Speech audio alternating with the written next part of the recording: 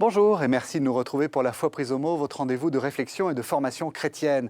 Il y a quelques semaines, à la surprise générale, le pape François a annoncé que le moine arménien Grégoire de Narek allait devenir docteur de l'Église.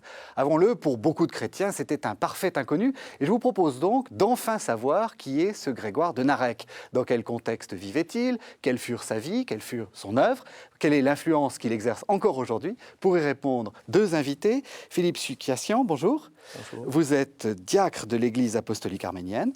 Et Jean-Pierre Mahé, bonjour. Bonjour. Vous êtes membre de l'Institut, spécialiste de Saint-Grégoire de Narek. Vous êtes historien du Caucase et puis vous êtes également membre de l'Académie nationale des sciences de la République d'Arménie et de l'Académie nationale géorgienne des sciences. Alors vous connaissez très bien la région. La première chose que j'ai envie de vous poser, la première question que j'ai envie de vous poser, c'est est-ce que pour vous ça a été une surprise ce doctorat? Parce que avouons-le, quand le pape l'a dit, on s'est dit qui c'est celui-là? Bien entendu, il n'y a que 36 docteurs de l'Église jusqu'à présent. Oui. Et chaque cause de doctorat demande une très longue préparation. C'est pourquoi, pour ma part, j'ai été contacté il y a plus de 15 ans par le catholicos patriarche des Arméniens catholiques, qui m'a demandé d'élaborer une traduction et de préparer aussi un certain nombre d'informations historiques et théologiques sur Grégoire de Narek en vue de cette cause de doctorat. Ça fait longtemps qu'on s'y attend. Oui, donc le dossier a été nourri pendant des années. Les traductions que vous tenez dans la main, on les représentera tout à l'heure, mais on voit déjà... Oui, c'est exactement voilà. Ça, et c'est le fruit d'un très long travail. J'imagine. Alors, peut-être pour une première question, Narek, quand on regarde, c'est à côté du lac Van, c'est très loin d'Yerevan, c'est pas du tout en Arménie. Comment expliquer qu'on associe ce Grégoire avec l'Arménie? Eh bien parce que l'Arménie a beaucoup rétréci, je veux dire, au cours des siècles. En réalité, l'Arménie historique, ça dépend à quelle époque on se place, elle était 10 à 12 fois plus grande que l'Arménie actuelle. À l'heure actuelle, elle est toute petite, elle ne fait même pas 30 000 km², mais à l'époque, elle descendait jusqu'au lac de Van, et ça ne serait pas exagéré de dire que le lac de Van, c'est le berceau même des Arméniens. C'est là que commence à se forger l'identité arménienne. Donc, à l'époque de Saint-Grégoire de Narek, c'est-à-dire au Xe siècle de notre ère, eh bien, il y avait un royaume arménien indépendant qui s'appelait le Vaspurakan, et qui a duré jusqu'au début du XIe siècle. Et Grégoire de Narek était un des moines donc de ce monastère de Narek qui se trouve sur la rive sud du lac de Van, un petit peu en altitude, et qui donne, dont la vue donne exactement sur l'île d'Artamar, où se trouve l'un des monuments les plus célèbres de l'Arménie ou de la Turquie orientale aujourd'hui, qui est l'église Sainte-Croix, qui est toute sculptée, extraordinaire. La christianisation de l'Arménie, on dit, c'est le premier pays à être devenu officiellement chrétien. Petite histoire avant Grégoire de Narek. Qu'est-ce qui s'est passé dans le christianisme arménien? Alors c'est un événement qui a été fêté il y a quelques années de cela, en 2001.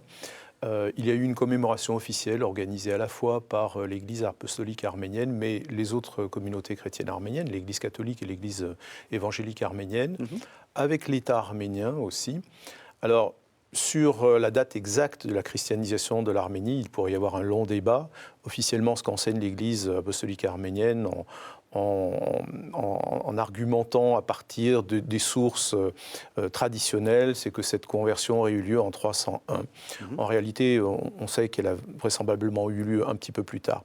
Dans tous les cas, c'est au IVe siècle, c'est effectivement une des terres qui aurait été évangélisée le plus tôt.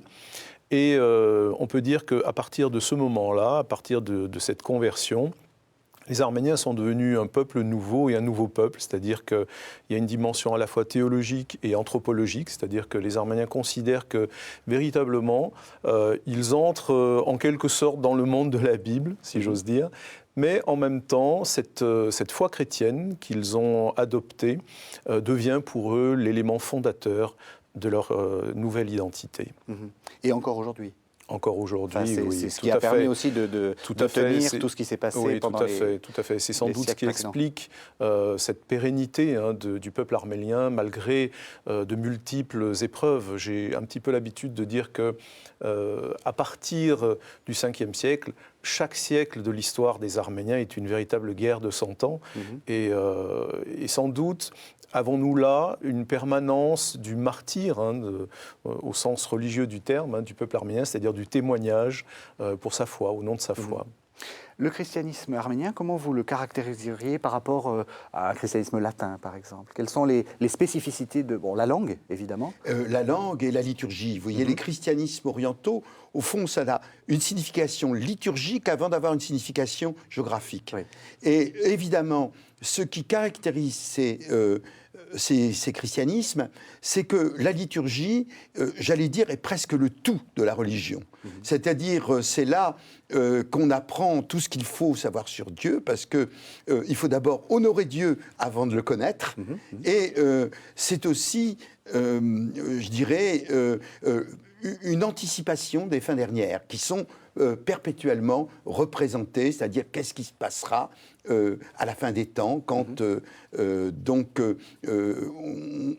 aura la vision face à face. C'est cela qui est représenté dans la liturgie arménienne. À partir de quand disons, l'Église d'Arménie devient complètement indépendante? Parce qu'elle l'est plus ou moins. Dès le début, peut-être? Alors, les Arméniens disent que cette Église était autocéphale dès son origine. Alors ensuite, il y a des explications historiques où on considère que Saint Grégoire l'Illuminateur ayant reçu sa consécration épiscopale... C'est l'évangélisateur de la région. Celui qu'on appelle le deuxième évangélisateur, puisque traditionnellement on considère que Thaddée et Barthélemy, les apôtres, sont les premiers évangélisateurs. Donc Saint Grégoire l'Illuminateur est appelé le second illuminateur de l'Arménie. Or, il a été ordonné par un évêque grec de Cappadoce. Et donc là, il y a... voilà, je pense que... Oui, je pense que l'idée d'une unité juridique, administrative de l'Église, comme on l'a connue au Moyen-Âge, dans l'Église romaine, c'est quand même quelque chose qui est un peu anachronique. Au départ du christianisme, il y a les églises. Et évidemment, à un certain moment se pose la question de la sujétion. Mais étant donné que l'Église arménienne, la plupart du temps, était extérieure à l'Empire, le sens d'une dépendance à l'égard de sièges intérieur à l'Empire byzantin n'avait pas grand sens. C'était pas réaliste, c'était pas quelque chose qui entrait dans la mentalité de l'époque. Donc moi j'aurais tendance à dire depuis toujours. Alors on va arriver lentement vers le Xe siècle, vers l'époque de Grégoire, Xe, XIe siècle, l'époque de Grégoire. Vous avez parlé d'un royaume dont je n'ose pas prononcer le nom. Oui, la Scoracan. Voilà. Dans quel type, qu'est-ce qu'on peut en dire? Dans quel contexte il vit? Est-ce que c'est la paix? Est-ce qu'il y a de l'art? Est-ce que c'est un pays brillant?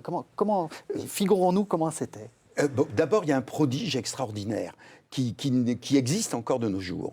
C'est que l'Arménie est un îlot de christianisme dans une mer, on peut dire, islamique. Il est entièrement entouré de pays islamiques. Et donc la question est de savoir comment ça a été possible.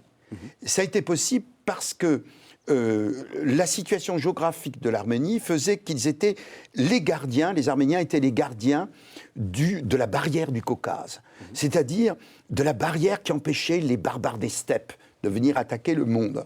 Et donc les Arabes ont été obligés de les ménager au moins pendant les 100 premières années de l'Égypte. Et l'Église arménienne, à ce moment-là, s'est consolidée comme une force de résistance. Et ça vous explique que après, 3 siècles de domination islamique, l'Arménie arrive à se dégager.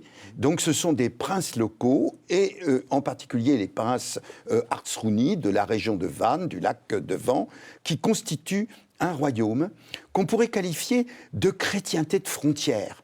C'est-à-dire que il faut se représenter que de tous les côtés, il y a des musulmans qui viennent constamment essayer de piller, d'enlever des enfants pour les islamiser, de faire la guerre, et qu'on est constamment, si vous voulez, sur le pied de guerre.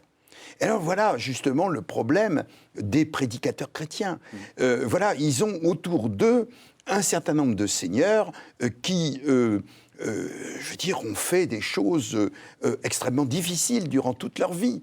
Imaginez qu'on leur parle de l'amour de Dieu, de la charité chrétienne. Comment est-ce qu'on va toucher leur cœur alors qu'ils passent leur temps à faire la guerre?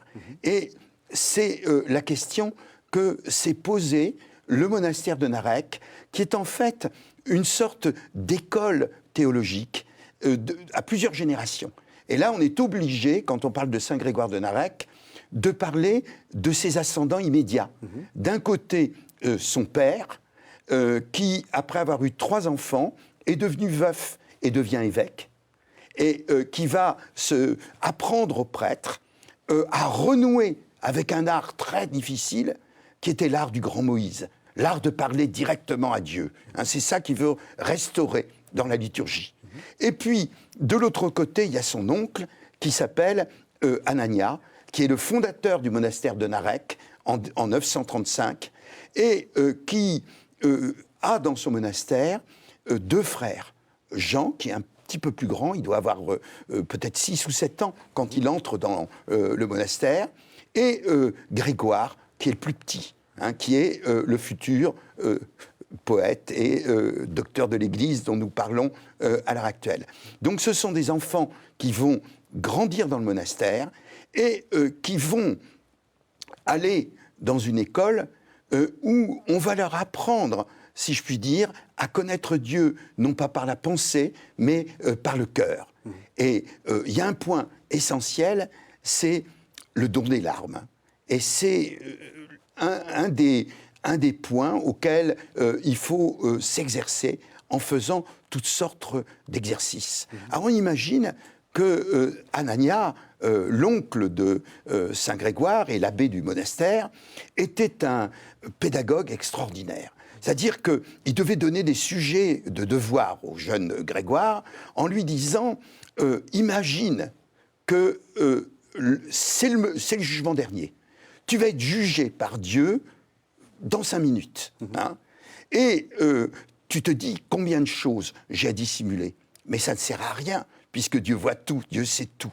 Alors, décris un peu ce que tu penses. Et donc, très tôt, Saint Grégoire s'est essayé, entraîné en imagination, à imaginer le dialogue avec Dieu. Et c'est ça, ce monastère, un petit peu une école, peut-être, j'ose pas dire parce que c'est tout à fait anachronique, mais quelque chose comme Port-Royal, un lieu de pensée, de spiritualité, comme il y en a eu très très peu dans l'histoire du monde. Oui. On est dans le contexte de l'Arménie féodale, c'est-à-dire qu'on a plusieurs États arméniens. À l'époque, on ne parle d'ailleurs pas d'Arménie, ou lorsque les Arméniens évoquent ou parlent de leur église, ils disent Restania Itzigeretsi, c'est-à-dire l'église des Arménies, puisqu'il y a plusieurs Arménies. Et en ce sens, ce que vit Grégoire et l'expérience, entre guillemets, du monastère de Narek est tout à fait significative. Les moines qui ont fondé le monastère de Narek viennent du monde byzantin. On dit qu'ils auraient fui des persécutions des Chalcédoniens.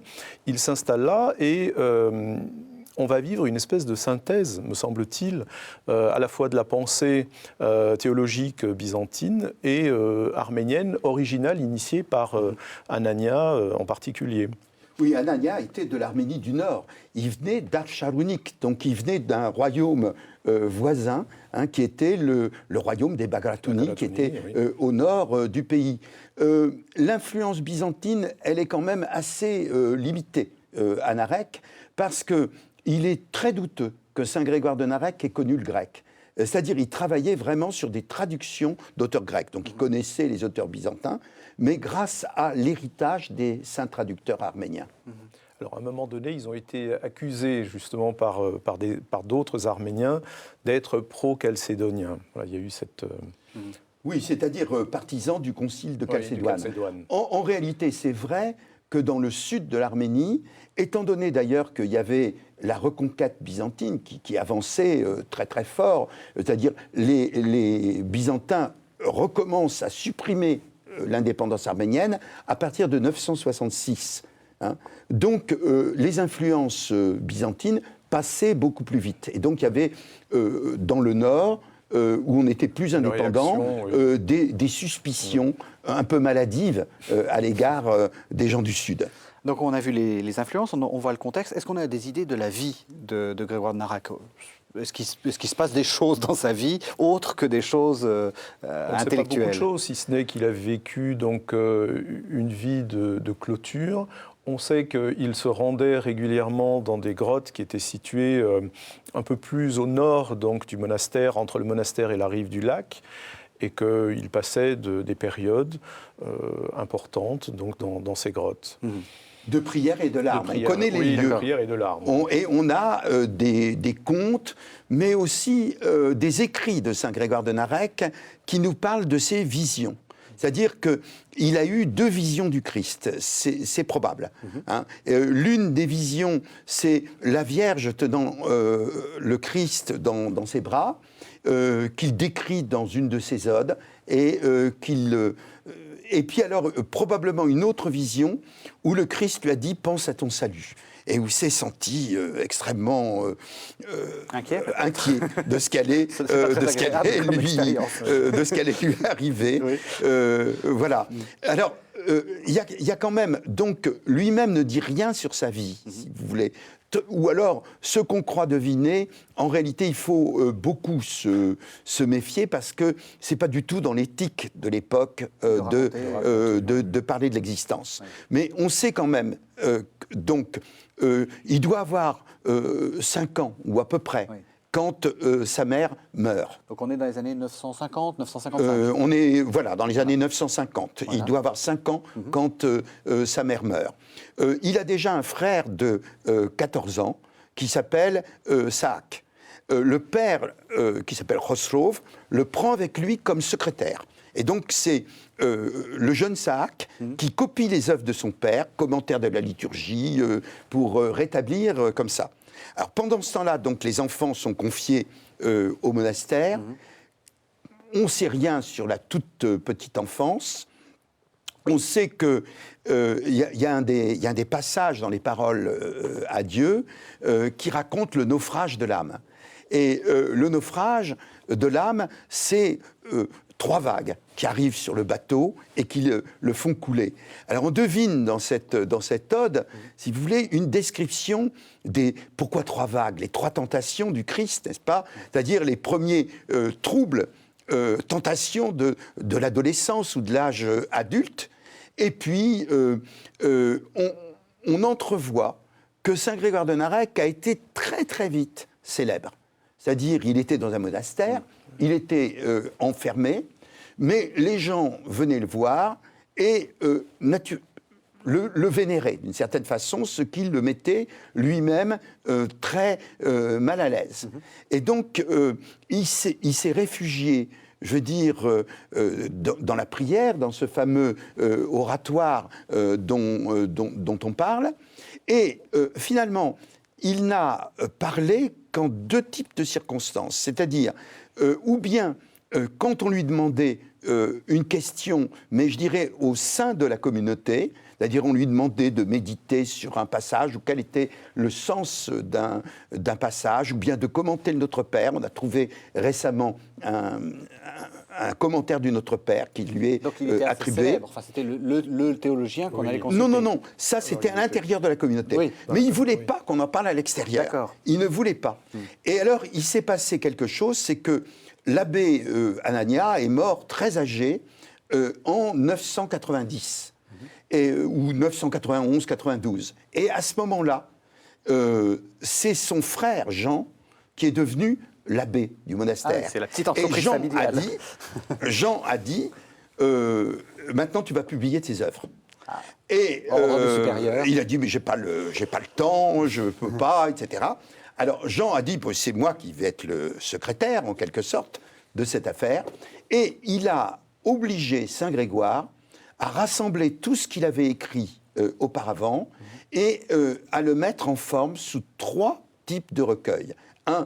Le recueil des panégyriques, qui était le panégyrique de la Sainte Vierge, le panégyrique de la Sainte Croix, le panégyrique des Saints Apôtres, dont il y avait des reliques au monastère, et de Saint Jacques de Nizib, qui est un saint, alors plutôt du sud de la Mésopotamie, n'est-ce pas, qui était crédité d'une ascension du mont Ararat pour retrouver l'arche de Noé. Après ça, il a fait un autre recueil qui est celui-ci, le Trésor des fêtes, qui sont les hymnes et les odes pour les fêtes liturgiques de l'année. Et enfin, le recueil des paroles à Dieu, comme ça. Alors, on a d'autres œuvres qui sont un petit peu secondaires. On sait que, par exemple, il a fait aussi un commentaire du Cantique des Cantiques. Alors, l'hypothèse majeure, c'est que, évidemment, il y a eu des accusations un peu vaines, je veux dire, de complaisance à l'égard de l'Église grecque. Mais il y avait un autre problème qui était beaucoup plus grave dans l'Église de ce temps. C'était ce qu'on appelait l'hérésie tondraquienne, du nom d'un bourg qui s'appelait Tondraque, et d'où venaient ces hérétiques. Alors c'était une hérésie, si vous voulez, je dirais, utopiste, c'est-à-dire des gens qui trouvaient que l'Église avait dévié de sa position primitive, que les clercs étaient devenus trop intéressés par l'administration et par l'argent, et qu'il fallait revenir au temps primitif, où Jésus était au milieu de ses disciples, où il n'y avait pas encore de prêtres, il n'y avait pas encore... il y avait la communauté idéale. Des sortes de Saint-François, quoi. Un peu oui, mais c'était beaucoup moins angélique que Saint-François, ces tondraquiens. Oui. Parce qu'en réalité, à l'appui de leur théorie, ils voulaient casser toutes les églises, se débarrasser des prêtres et des évêques, et restaurer la pureté, mais avec une certaine dose de fanatisme. Et donc, l'abbé Anania avait écrit une réfutation des tondraquiens. Et là-dessus, voilà que cette réfutation, qui était fort savante et qui devient la référence officielle sur la matière, était quand même assez sévère. Et les moines d'un monastère tout proche de Narek deviennent tondraquiens à ce moment-là, et ils accusent l'abbé Anania d'avoir employé des méthodes brutales et non évangéliques pour essayer de réprimer les gens qui n'étaient pas d'accord avec lui. Mais Grégoire n'a pas laissé faire. Grégoire, lui, à ce moment-là, écrit une lettre d'anathème contre les moines à côté, et à ce moment-là, avec la protection du roi du Vaspolacad, il écrit une réponse, mais qui est une réponse entièrement poétique et irénique à cela, qui est un commentaire du Cantique des Cantiques.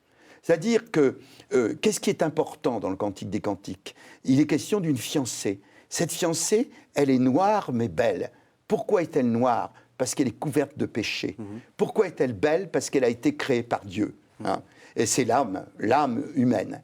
Et elle va connaître son bien-aimé, et grâce au bien-aimé et à ses soins, elle va devenir entièrement purifiée. Eh bien, c'est une métaphore de l'Église et des sacrements. Ça a été le premier combat de Saint Grégoire pour rétablir, je veux dire, la légitimité de l'héritage apostolique et des sacrements de l'Église. Ça, c'est le premier point, et c'est le combat de toute sa vie.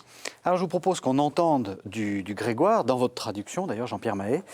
C'est dans le livre que vous avez voilà, Parole à Dieu, de Grégoire de Narek. C'est paru chez Peters, hein, je ne me trompe pas. C'est le livre ou chapitre 27. Et donc, on va écouter ce passage de Grégoire de Narek. Dès que dans ton amour pour notre humanité, tu me regardes comme à ton ordinaire, moi aussi je lève les yeux vers toi et t'invoque. Je soupire dès que tu m'écoutes, je gémis si tu tends l'oreille. J'implore dès que tu consens. Je supplie dès que tu pardonnes. Je crie dès que tu te tournes vers moi. Et si tu ne veux pas me voir, je m'écroule. Je pleure si tu me foules aux pieds. Je meurs si tu ne soutiens pas ma vie. Et dès que m'apparaît ta face redoutable, je péris. Je sursaute dès que tu t'irrites. Je tremble dès que ton regard s'assombrit. Et devant ton courroux, je m'épouvante. Je me plais si tu me repousses. Je suis banni si tu me délaisses. Je brûle si tu n'étouffes pas le feu de mon chagrin. Alors voilà, en entendant cette prière, en fait, il y a un passage de prière. Ce qui m'a beaucoup frappé, c'est un peu ce que vous disiez, et donc je vais vous proposer un adjectif que vous n'allez peut-être pas aimer, mais est-ce qu'on peut dire que c'est de la poésie mystique? Est-ce que c'est mystique? Oui, certainement, c'est mystique, parce que il s'agit en fait d'une voix entièrement silencieuse. C'était très bien dit, parce que c'est une voix qui se tient dans la chambre secrète, je ouvre pratiquement les guillemets, où naissent les pensées. Donc, en fait, c'est une prière du cœur, entièrement silencieuse, et c'est le résultat d'un très long entraînement. Et en même temps, c'est la possibilité de voir au-delà du visible, d'anticiper en quelque sorte la rencontre avec le Christ. Pour l'Église arménienne, c'est le mystique. C'est un peu votre Thérèse d'Avila, ou est-ce que vous êtes tous comme ça? On n'a pas tout à fait la même conception du mystique dans les églises d'Orient. Que vous expliquiez. Ce qu'il y a de très intéressant, c'est que Grégoire de Narek est effectivement dans un dialogue, qui est un dialogue personnel avec Dieu. Il commence d'ailleurs chacune de ses prières par du plus profond du cœur, colloque ou conversation avec Dieu. Donc il est dans une relation personnelle. Mais les Arméniens se sont emparés de ce discours très tôt. Et effectivement, il vit une vie de moine cloîtré, pratiquement, sans beaucoup de contact avec le monde. Or, il est d'une universalité, et le fait qu'il soit aujourd'hui proclamé docteur de l'Église universelle va dans ce sens, c'est-à-dire que nul autre, sans doute dans l'Église arménienne, n'aura mérité ce titre de docteur de l'Église universelle. On a l'exemple d'autres patriarches, comme Nelsesh Norali, un peu plus tard, qui, par exemple, est souvent comparé à Grégoire de Narek, en particulier par leur grande connaissance. Tous les deux sont des grands connaisseurs de la Bible et sont considérés, d'ailleurs, on les met à l'égal avec les saints traducteurs du 5e siècle. Curieusement, au mois d'octobre, l'Église arménienne a une fête qui s'appelle Tarkmanchats Ton, la fête des saints traducteurs, qui normalement est consacrée aux traducteurs de l'Église du 5e siècle, qui ont donc inventé, créé l'alphabet arménien, puis traduit la Bible. Or, il y a deux religieux ici qui sont hors de cette période, donc en particulier Grégoire de Narek et Nelsesh Norali, qui sont considérés comme des traducteurs, au sens où effectivement ils ont mis dans la langue du jour et sans doute permis aux Arméniens de ces époques d'accéder effectivement à la Bible et à cet héritage. Donc, il y a une universalité de Nelsesh Norali, de Grégoire de Narek, qui fait que très tôt, les Arméniens reconnaissent sa sainteté. Alors, je crois que c'est à peu près au XIIe siècle que on voit apparaître que l'on considère que Narek est devenu saint. Et il y a autour de Grégoire de Narek effectivement toute une vénération qui va traverser les âges et qui est assez étonnante. On lui prête des pouvoirs de thaumaturge, alors qu'il n'a pas eu de son vivant, qui, à ma connaissance, ne se sont pas produites, par exemple, sur son tombeau, mais à travers son œuvre. Le livre a été considéré pendant des siècles durant comme une espèce de talisman. Le professeur Mahé a beaucoup travaillé, je crois, sur ces questions, à la fois le livre, mais aussi des phylactères qu'on a créés, qu'on a copiés, qu'on a... Ah oui, donc des petits bouts de des citations. Rouleaux, absolument, oui. Et on a l'exemple, très couramment, lorsque vous rendez dans des communautés arméniennes du Proche et du Moyen-Orient, j'avais un peu moins vu ça en Arménie, mais je me souviens, par exemple, dans la ville d'Alep, avoir vu dans des taxis arméniens suspendus au rétroviseur devant un petit sac de cousu à l'intérieur duquel il y avait donc un petit nareg. Et donc, les Arméniens accordent un pouvoir étonnant de guérison physique et de guérison spirituelle aussi. Grégoire de Nareg est repris dans ce qu'on appelle les prières de guérison, Pejeshkoutian à Rotk.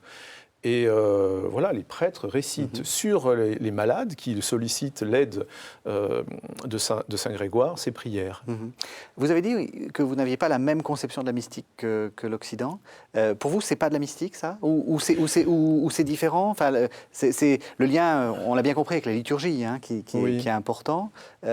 Comment vous caractériseriez ça ? Alors, je ne sais pas, est-ce qu'on peut dire ça, mais j'ai personnellement l'impression, à travers les lectures que j'ai eues de Grégoire de Nareg, qui n'est pas dans une mystique extatique comme pourrait l'être, par exemple, une Thérèse d'Avila. Hein. On est dans quelque chose de très différent. À la fois, il est extrêmement, très conscient et très inquiet de son état de pécheur. Très inquiet de son salut aussi, mais pas en tant que personne, mais du salut du genre humain. Voilà. C'est en cela qu'il est extrêmement universel. Et si les Arméniens se sont emparés, entre guillemets, aussi vite de Nareg, sans toujours le comprendre, parce que le professeur Mahi vous le dira, mais peu de gens, en réalité, à travers les siècles, ont pu avoir une lecture intelligible de Nareg. Pourquoi ? C'est une langue difficile ? C'est une langue qui nous semble difficile. Oui. Voilà, Jean-Pierre Mahi pourrait vous en dire plus. Mais il va nous en dire plus, ne vous inquiétez pas. Intuitivement, je crois, les Arméniens se sont vraiment emparés de ce discours de Nareg. Et alors, on ne peut pas dire théologiquement que Nareg est un intercesseur. En tout cas, il est un intermédiaire pour nous vers le Créateur. Voilà, son souci, c'est la divinisation de l'homme. Voilà, Dieu s'est fait homme pour que l'homme devienne Dieu. C'est un combat permanent pour lui, une quête permanente. Le vieux thème oriental. Oui, le vieux thème oriental, oui, commun. Voilà. C'est si difficile que ça ? Est-ce que c'est difficile parce que la langue est difficile, l'état de la langue, ou est-ce que parce que c'est très poétique et très compliqué ? C'est une langue, en effet, poétique, énigmatique, avec des mots composés. C'est-à-dire que, certainement, Narek ne veut pas qu'on comprenne tout de suite, tout de suite. Alors, il recherche un rythme qui se grave dans la mémoire, qui est fondé d'ailleurs sur des suites de 5 syllabes très souvent. Et en réalité, on comprend, mais en plusieurs temps, tout ce qu'il dit. Ça n'est jamais clair du premier coup. On croit qu'on a compris quelque chose. En réalité, il y avait autre chose à comprendre. Je ne sais pas, je vais prendre un tout petit exemple. Oui, allez-y, bien sûr. Quand il parle de la formule liturgique « j'ai péché », n'est-ce pas ? « J'ai péché ».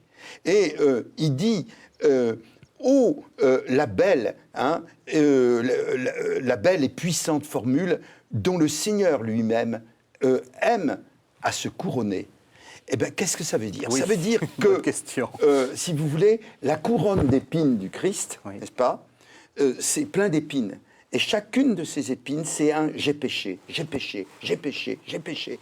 Et en réalité, le Christ, au moment de Gethsémani, il a la vision, en quelque sorte, de tous les péchés qu'il est en train de racheter et qui est concrétisé par cette couronne. C'est-à-dire, vous mettez très longtemps à sentir la profondeur des symboles de Saint Grégoire de Narek. Alors, pour l'universalité, docteur de l'Église, pourquoi ? Eh bien, c'est le vœu de Saint Grégoire lui-même qui est réalisé, parce qu'il nous dit « C'est pour la race des êtres raisonnables, pour toute génération plantée sur cette terre, que résonne le message nouveau consigné dans ce livre de Lamentations.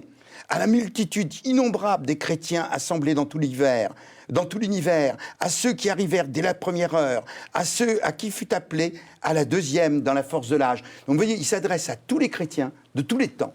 Parce qu'en effet, il y a au départ, je dirais, mais au départ seulement, l'angoisse du jugement. Puis il y a toutes les craintes qu'on peut avoir, des craintes irrationnelles qui sont celles de l'enfance, puis les craintes qu'on a héritées de ses parents, de ses ancêtres, toutes sortes de choses. Mais tout ça doit être dissipé. Il s'agit de libérer totalement l'homme de ces craintes-là. Et donc, c'est essentiellement un livre consolateur et libérateur qui nous est offert. Et c'est pour ça que, naturellement, c'est la moindre des choses, il guérit les maux de tête, les maux de ventre et toutes choses. Et alors, non seulement les prêtres, mais je dirais, dans chaque maison, il y avait un arec familial, et on connaissait une personne qui pouvait lire Narek, qui avait le talent de lire Narek sur la tête des malades. Et donc, par exemple, il y a un évêque à Antélias, Monseigneur Narek Aliéméziane, qui a raconté, n'est-ce pas, comment son grand-père était lecteur de Narek. On l'appelait, il allait en maison, de maison en maison pour lire. On lisait un passage de Grégoire sur la tête du malade. Moi, j'ai un autre exemple aussi qui me revient, qui était assez étonnant. J'ai été étudiant à l'Académie de théologie à Etchmiadzin dans les dernières années du pouvoir soviétique. Donc Etchmiadzin, c'est l'équivalent du Vatican arménien. C'est la grande basilique où se trouve le monastère fondé par Saint Grégoire, où se trouve le Catholicos. Et parmi les enseignants de l'Académie de théologie se trouvait un monsieur qui s'appelait Joren Balian, qui est maintenant décédé, qui était un grand monsieur spécialiste du krapar, du chant religieux en particulier, qui nous enseignait le chant religieux. Et nous étions au moment où il y avait la confrontation Kasparov-Karpov aux échecs. Joren Balian était passionné par ça. Et très régulièrement, avant les cours, il nous faisait un compte-rendu de l'épisode précédent à la télévision. Et un jour, il nous dit, vous avez vu comme Kasparov, puisque Kasparov avait des origines arméniennes, il était arménien par sa mère. Et il nous dit un jour, avec un très grand sérieux, vous avez vu comme Kasparov a été brillant hier soir à la télévision, alors tout le monde acquiesce. Et il dit, c'est parce que du début jusqu'à la fin, j'étais face à mon téléviseur en train de lire Narek. Et il a ce mot extraordinaire aussi, et il nous dit, en venant au séminaire, j'ai rencontré, alors je ne citerai pas son nom, il est maintenant décédé, un des responsables politiques de l'Arménie soviétique de l'époque, et ils échangent sur cette partie entre Kasparov et Karpov, et Joren Balian se tourne vers lui et lui dit, vous avez vu qu'il a été particulièrement brillant, c'est aussi parce que j'ai lu le Narek hier soir devant le téléviseur, et l'autre personne lui a répondu, je ne le connais pas personnellement, mais remerciez-le au nom de toute la nation. Voilà, c'est vous dire un peu la puissance effectivement qui est accordée effectivement à ce livre. On va en entendre un second passage dans un moment du livre qui s'appelle La Simandre. Et c'est justement, ça va aller dans le sens de ce que vous disiez, d'une poésie à la fois très savante et presque un peu précieuse. On écoute et puis vous allez nous le commenter, Jean-Pierre Mahé. Qu'il se mêle, qu'il se confonde à ce morceau de bois ton ordre, pour changer la folie de mon cœur, plus dur que le diamant, et faire fructifier ta parole. Frappe ce bois, enfonce-le comme un tuteur miraculeux, support de tes prodiges, en ce cœur effondré, en cette âme déserte. Raffermis sa constitution pour qu'elle se tienne debout, inébranlable. Quant à celui qui a le cœur dur, attendris-le, pour qu'il s'éveille et perçoive la douceur spirituelle de ton commandement divin, comme firent Paul et Matthieu. Perpétue, ô ami des hommes, en ce bois, le souvenir du bienfait de ta croix. Alors, vous étiez en train de commenter le texte. Voilà, peut-être première question, c'est quoi une simandre ? Une simandre, c'est un gond en bois, c'est-à-dire qu'il faut savoir que les cloches ont fait un très long chemin pour venir en Arménie. Elles sont venues de la mer Baltique par la route des grands fleuves de Russie, elles ont traversé la mer Noire et elles sont arrivées en Arménie au XIIIe siècle. Et avant, pour appeler à la cérémonie, on avait des espèces de portiques avec des planches qui servaient de gonds. Et donc on frappait ces gonds en bois, soit pour appeler avec un maillet, soit pour appeler à l'église, comme les cloches, soit, mettons, au moment de la consécration, pour signaler certains moments importants de la liturgie. Alors, la simandre, c'est tout petit. Voilà. Les tondrakiens, ces hérétiques, donc qui contestent la validité des rites, ils disent pas besoin de croix, pas besoin d'église, pas besoin d'autel, pas besoin de Saint-Crème, pas besoin de calice, pas besoin de... Bon. Oui.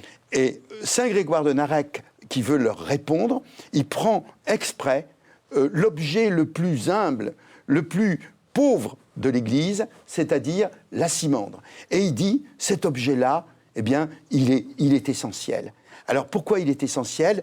Eh bien, parce qu'il est en bois. Et il est en bois, c'est-à-dire il est en bois comme l'arbre du paradis. Donc, il est aussi cette croix qui est le nouvel arbre de la connaissance, sur lequel a été suspendu le vrai fruit de la connaissance du Père, c'est-à-dire le Christ. Et il est en bois et il va annoncer la résurrection, il va annoncer les fins dernières. Donc, il transforme un instrument liturgique en symbole de l'histoire du salut. C'est exactement ce qu'il est en train de faire. Et on voit... Oh, pardon, oui. Puisque vous parliez du rite, Grégoire de Narek occupe aussi une place importante dans le rite arménien. On le retrouve par exemple dans un des offices qui est un des offices que l'on dit le soir, qui est celui de la 9e heure, où l'essentiel des prières sont empruntées à Grégoire de Narek. Et puis, si j'ose dire, honneur suprême, on le retrouve dans la Divine Liturgie, dans l'anaphore de la messe, puisque justement la partie, on va dire, au moment où le prêtre, le célébrant, monte à l'autel, où il y a une espèce de seconde confession, car en réalité il a dû se confesser déjà le matin, et bien cette fois il y a une reconnaissance de ses péchés devant l'autel, et c'est une prière de Grégoire de Narek, c'est-à-dire que dans l'anaphore de... L'anaphore, c'est l'équivalent du canon. Enfin, oui, du canon. Voilà, on trouve Saint Jean Chrysostome à une extrémité, pratiquement à la fin de la liturgie, et au début de la liturgie, Grégoire de Narek. Est-ce que, quand je dis que c'est une poésie précieuse, je suis un peu hors des cadres, parce qu'on a l'impression quand même que c'est très cultivé. On pourrait le montrer, d'ailleurs dans votre livre, vous mettez des tas de notes de bas de page pour repérer les passages bibliques. On sent aussi qu'il a lu les Pères de l'Église, enfin peut-être pas tous, mais certains, parce que les comparaisons ont déjà été faites. Est-ce qu'on peut dire que c'est une poésie savante ? C'est la poésie d'un savant, mais d'un autre côté, il ne serait pas content si on disait que c'est une poésie savante, parce que en réalité, il essaye aussi d'imiter, de partir de la poésie orale populaire. C'est-à-dire qu'il ne faut pas oublier qu'au départ, c'est une lamentation sur les péchés. Bien, le genre de lamentation, c'était quelque chose de très concret qui se faisait au moment des cérémonies funéraires, qui était d'ailleurs interdit par les canons de l'Église, parce que normalement les chrétiens devraient être heureux de penser aux fins dernières et ne pas rester dans le deuil comme les gens qui n'ont pas d'espérance. Donc il prend ces prières populaires, ou bien les prières pour écarter le loup, par exemple, et il va en faire des prières du soir, il va en faire des choses. Donc en fait, c'est de la poésie populaire qui est transformée, qui est spiritualisée par un très grand savant. Le mot précieux, évidemment, est tout à fait anachronique. Tout à fait anachronique, qui ne correspond à rien de l'époque. Je ne sais pas si vous serez d'accord, mais il y a une certaine musicalité. On est étonné lorsque, par exemple, à la télévision arménienne, très très souvent, il y a des longs moments de lecture de Narek. Alors, en général, ce sont des gens qui ont des voix de basse baryton, qui récitent ça. Et on a l'impression que c'est fait... J'allais être un petit peu caricatural, peut-être pour les insomniaques, ou en tout cas pour des gens qui sont en recherche de quelque chose et qui, intuitivement, pêchent dans ces prières de Grégoire de Narek, qui sont diffusées à la télévision arménienne, sur la chaîne publique. Très souvent, dans la nuit, lorsqu'il m'arrive d'être insomniaque, je tombe régulièrement sur du Grégoire de Narek. Et il y a une musicalité, effectivement, qui est assez étonnante. Voilà. Mais Grégoire de Narek a été un mélode. C'est-à-dire que tout ce recueil du trésor des fêtes, ce sont en effet des odes qu'on chante encore. Aujourd'hui, on en connaît une dizaine à peu près, et qui sont des morceaux de musique tout à fait extraordinaires, avec alors là un style adapté au chant, c'est-à-dire quelquefois très, très mystérieux, très hermétique, mais d'une beauté poignante. du point de vue mélodique, très riche. Il y a aussi, dans l'office des complis ou de ce qu'on appelle Hankestian, donc une très très belle partie, qui est assez étonnante d'ailleurs, qui dénote avec le reste de la tradition musicale religieuse arménienne, puisque là, on se retrouve dans une espèce de mélopée qui ressemble un petit peu à ce qu'on peut voir par exemple chez les Éthiopiens et qu'on chante en particulier au moment du Grand Carême en particulier. Alors on arrive à la fin de l'émission et j'ai envie de vous poser une question assez simple mais qui sera peut-être compliquée. Pourquoi ce doctorat et quel est pour vous le thème que Grégoire de Narek peut apporter à l'Église universelle ou apporte à l'Église universelle? Qu'est-ce qui fait que il y a quelque chose, il y a un trésor spirituel? Qu'est-ce qui pour vous est le cœur de sa poésie et de son œuvre? Bien, moi je dirais que c'est surtout l'accompagnement des âmes. C'est-à-dire que on part, si vous voulez, des pèlerinages. Ça c'est l'objet des panégyriques, si vous voulez. Ensuite de la liturgie où on domestique l'homme extérieur. C'est-à-dire on lui apprend au moins à profiter des prières communes pour essayer de s'élever plus haut vers la contemplation du trésor. Parce que ces hymnes s'appellent des trésors, vous voyez, au sens où là où est ton cœur, c'est là que se trouve ton trésor. Et puis après, celui qui pratiquerait les paroles à Dieu, alors il s'habituerait petit à petit à une sorte d'oraison perpétuelle, à une sorte d'intimité, si vous voulez, qui a pour but de libérer de toutes les angoisses, et en particulier de l'angoisse du jugement. Et il y a l'idée d'une solidarité entre tous les fidèles, c'est-à-dire que, vous voyez, ceux qui lisent le Narek aujourd'hui, eh bien, ils joignent leurs prières à tous les défunts qui l'ont lu avant eux, et à tous les gens de l'avenir. Et en quelque sorte, à la fin des temps, si on lit le Narek, on a confessé tous ses péchés, absolument. Parce que c'est la confession de tous les péchés de l'humanité. Alors, le Christ viendra, il dira, tout est pardonné, tout est sincère, tout est pardonné, donc il n'y a plus de jugement dernier. Tout le monde rentre au paradis. Et c'était ça, au fond, la pensée de Saint Grégoire de Narek. Il m'est venu à l'idée quelquefois, parce qu'évidemment, moi, je ne suis pas arménien, j'ai une formation occidentale, je pense à Saint-Augustin et à tout ce qu'on a tiré d'épouvantable, je dirais quelquefois, de l'augustinisme. Je me dis, si Grégoire de Narek avait été connu au Moyen-Âge, il n'y aurait jamais eu la réforme en Occident. Philippe Sukiassian, qu'est-ce que vous retiendrez de Grégoire, ou qu'est-ce que vous retenez? Enfin, de l'événement, moi je voudrais dire que c'est un moment de grande joie pour l'Église d'Arménie. Oui, c'est important, vous le disiez. C'est dans ce siècle où nous vivons un œcuménisme vrai. C'est vraiment un message très authentique de fraternité et de reconnaissance donc de la sainteté de Saint Grégoire et de son héritage. Donc ça, c'est la première des choses.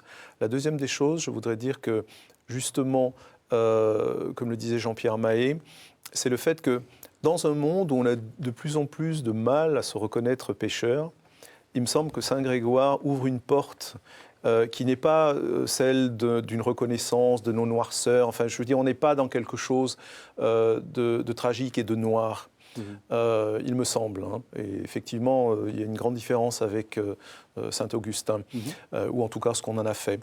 Que c'est vraiment